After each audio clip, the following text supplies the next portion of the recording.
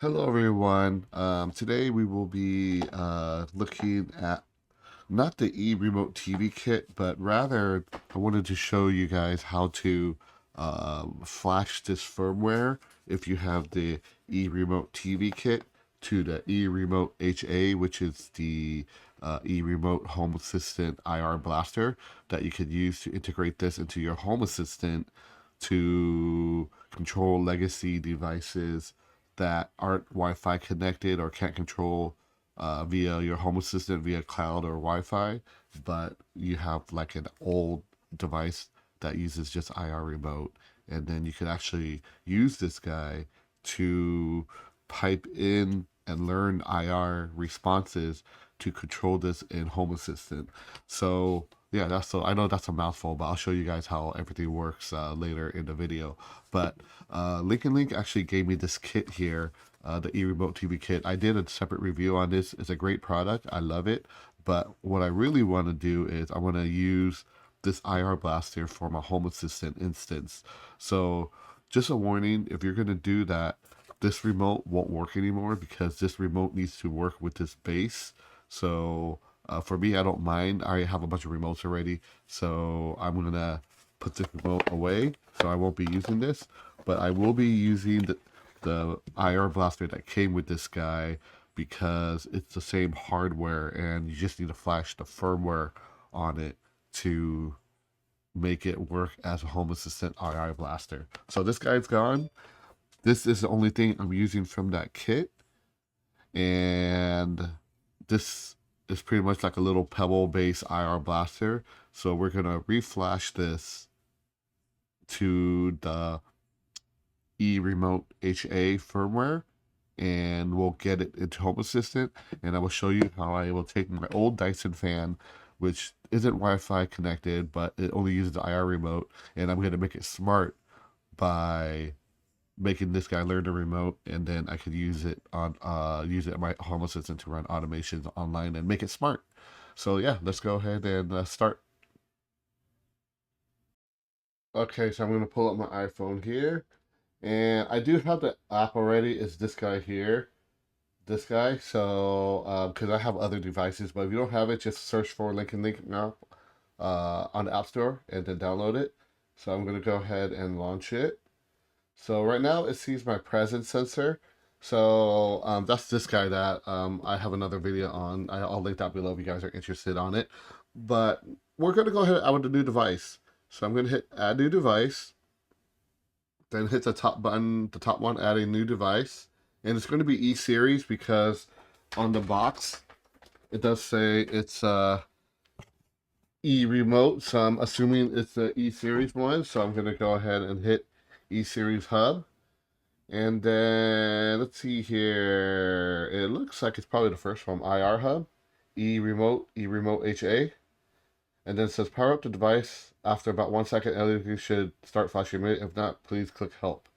So it is powered up and it is flashing, as you can see there. So I'm going to hit next. And then go to the phone settings and turn on Bluetooth, which I already did. And then it needs a Wi-Fi network, so be sure to put your Wi-Fi network. So I'm going to put my Wi-Fi network on here. Okay, after you put your Wi-Fi network, it's going to try to connect to it. So it just verified that it connected to the Wi-Fi. Device was able to connect as well. And then it's verifying device on the cloud. So we'll have to wait a minute here. Okay, so it looks like it took it. Where is this device right now? So right now, I'm just in a bedroom right now. So I'm just going to choose bedroom. And then we're going to name the device. I'm just going to call it eRemote since I only have one. Going to hit save. And then you're done. Now you go ahead and just use the device now. Okay, so now that I'm in the app, they gave me the eRemote version, eRemote TV Kit Pro, but it looks like I could flash this guy to the Home Assistant version, which I want to use for my Home Assistant. So right now, caution: update to HA version will disable its BLE feature, erase existing and require device setup again. Firmware update failure is normal as it involves resetting the device to factory mode. Check the LED indicator flash blue after the upgrade. If it does, the device has been reset to factory. So I'm going to update it because I want to use this on my Home Assistant.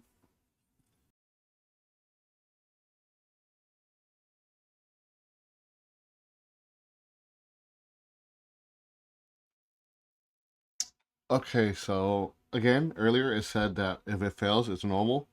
So it should be good. And I do see it's still blinking, you see? So I think we should be good to go. So I'm going to go ahead and get out of here. So it looks like everything's dead here. So let me see if there's a way. Please. I'm going to just delete. I think yeah, let's delete these devices so we don't get confused.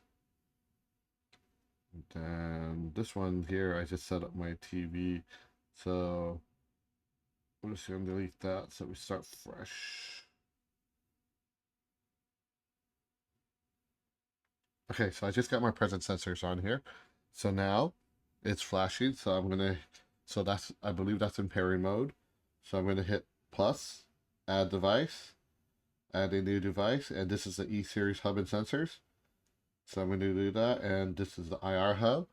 So now I'm sending it to pair, hit next. I already got Bluetooth on. And then choose a Wi-Fi. So I'm going to go ahead and do that. Okay, so once you choose the Wi-Fi, go ahead and hit connect now. And then it's going to connect to the Wi-Fi that you told it to connect to.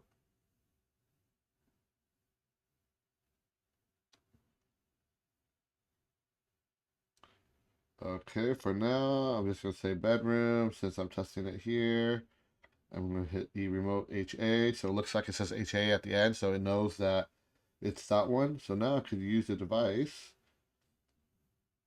Okay, so it was doing something there. Okay, so now let's add appliance. So it looks like we could add some stuff here. So there's quite a bit of stuff that you could add on here. Okay, so now that I got this in the system, remember, it used to be a eRemote TV Kit Pro. So now that I flashed it to the Home Assistant eRemote HA Home Assistant IR Blaster, this guy is no longer going to work because it only works as a eRemote TV Kit Pro. So this is pretty much out of the picture. But I don't mind because what I really want to use this device is I want to use it to control legacy IR devices that doesn't have Wi-Fi capability. So I wanted to communicate to a Home Assistant so that I can control them in Home Assistant. So I have this. Let me show you guys. So basically, I have this fan here. This fan is an old Dyson fan. I still use it. I love it, but it's not Wi-Fi connected, and it only uses this IR remote. So this is the IR remote that I have to use. So I have to turn it on and off manually if I want to use it. So I want to use this guy now since I already reflashed it to the Home Assistant IR Blaster to learn this remote so it goes into Home Assistant and I can control it. Now, how do I do that? Well, I'm already in the app here, right? So I'm going to go to the eRemote HA, which is this guy that I just reflashed. And then what you want to do first is you need to set up an MQTT broker on Home Assistant, which if you don't know how to do that, there's videos on it online. I already got mine set up on Home Assistant. And you hit the three dots up here, go to MQTT connection, and then you pretty much fill out the IP address, the port number, the account, and the password. So I'm going to go ahead and do that off camera. And then right now it says MQQ connection status not connected because obviously there's nothing in there. I'm going to go ahead and input all that in right now. Okay, as you can see on the screen, I already input everything on there. And now, as you can see, it shows connected.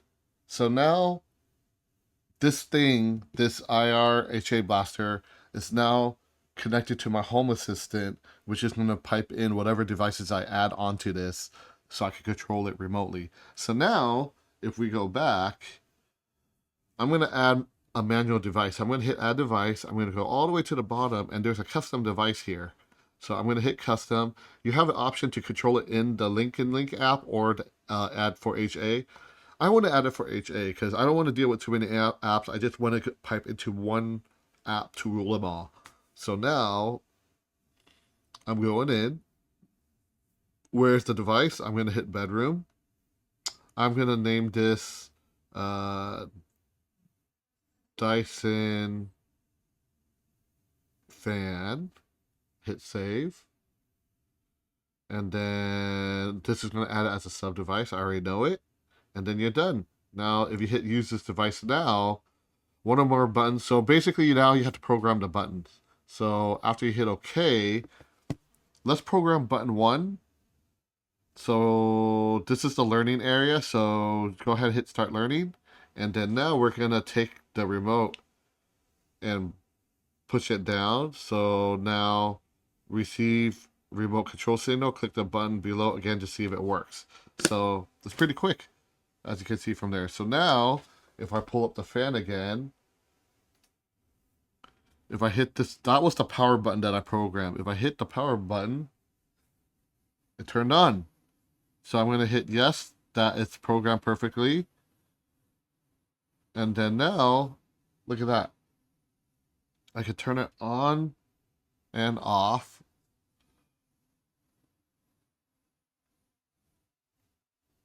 Without using the remote. So, pretty cool. So now, let's see. You can have more buttons there. So now I'm going to just leave it off. So I'm going to program the rest of it. So this button here is, what do you call it? Oscillate button for the remote. So I'm going to hit button 2, hit start learning, and I'm going to hit that again. Okay, it learned it, and we're going to test it. Look at that. It's oscillating. So I'm going to hit yes. Okay, so that's button 2. So now, let's turn that off.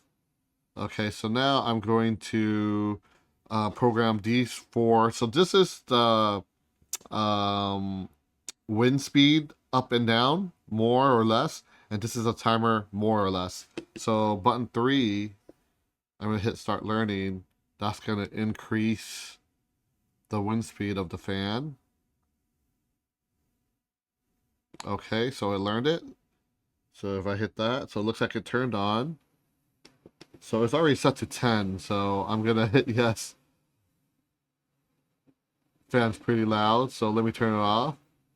And then I'm going to hit button 4 as the bottom less wind speed.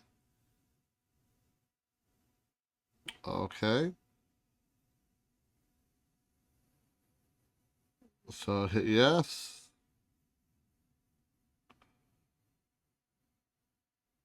So I think it might have not learned the wind speed properly. So I think we have to probably hit it once. So I'm going to hit once.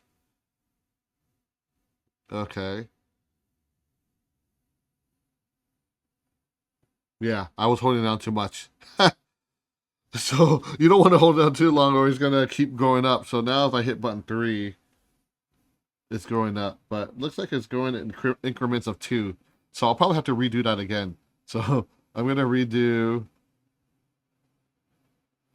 Let me turn it off. So you could actually edit the button names here too. So we could call this power.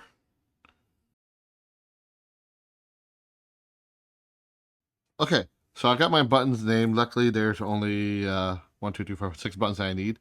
So I'm going to relearn this one. So relearn button. So let's see. So this one here.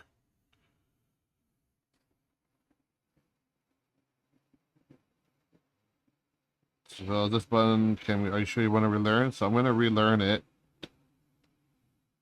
So what I'm going to do is I'm just going to hit this once for speed up. Okay, so let's see if it works. Oh, you know what? I'll probably have to.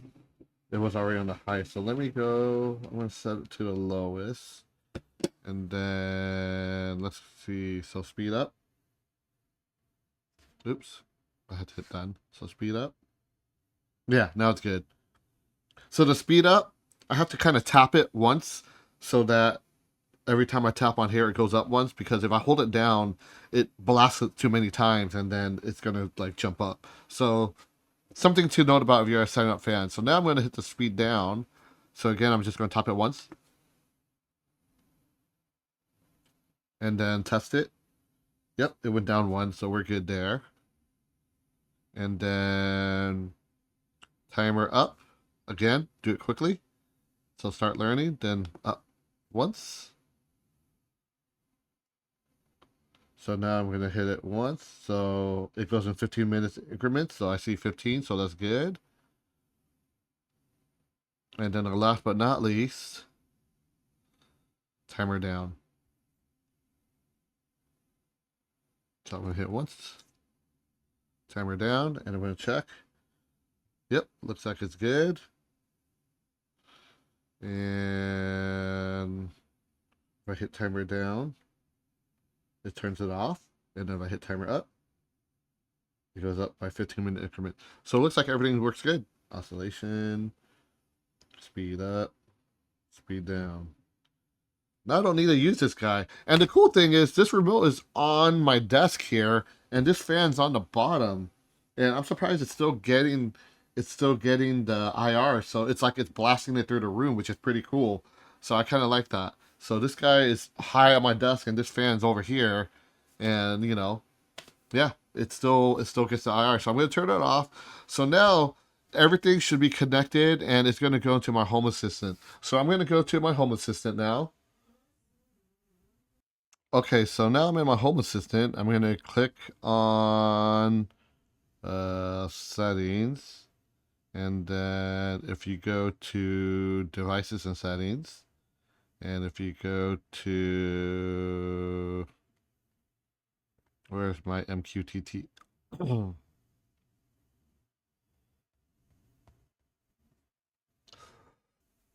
then if you go to MQTT, I have some stuff in here. And look at that. You see Dyson fan? It's right there on top. So I'm going to click Dyson fan. And then these are the buttons that's customized right now.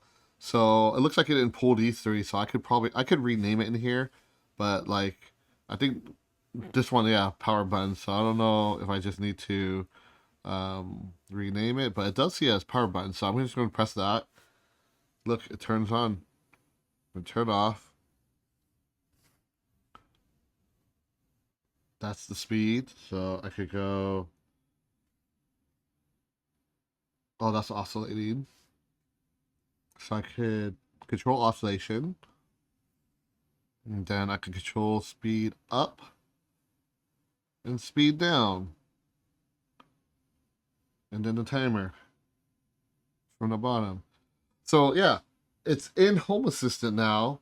I could connect the device, this legacy IR device. As you can see, it says from eRemote LinknLink up here. So this guy now is piped into my Home Assistant. Now I can control it. I can set automations now with this legacy device. So it's pretty cool. So any IR device that you have, you could add it on here. So this is a sub device. So say if you want to control, you have the list is endless here. So you know I already showed you how to do customizations. So now what we can do is we could add other devices in here, you know. So you could they have pre-programmed devices in here that you could add and control via Home Assistant. So you can control TV, air conditioning. If you have any legacy IR device that isn't Wi-Fi that can't control to Home Assistant, this guy is perfect for it.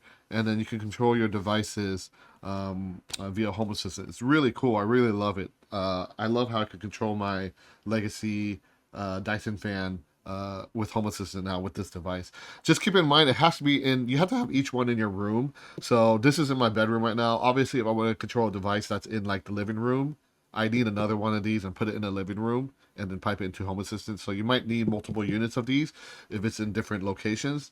But aside from that, that is how you control IR devices in Home Assistant here. So yeah, that's a quick demo of how this works. It's on the app here. Pretty cool. I can even control it in the app here if I wanted to. And I am good to go. So that's pretty much it, guys. If you have any questions how this works, just comment below. I'll put the link to the product below. And like always, thank you for watching. You know what to do. Peace out till next time.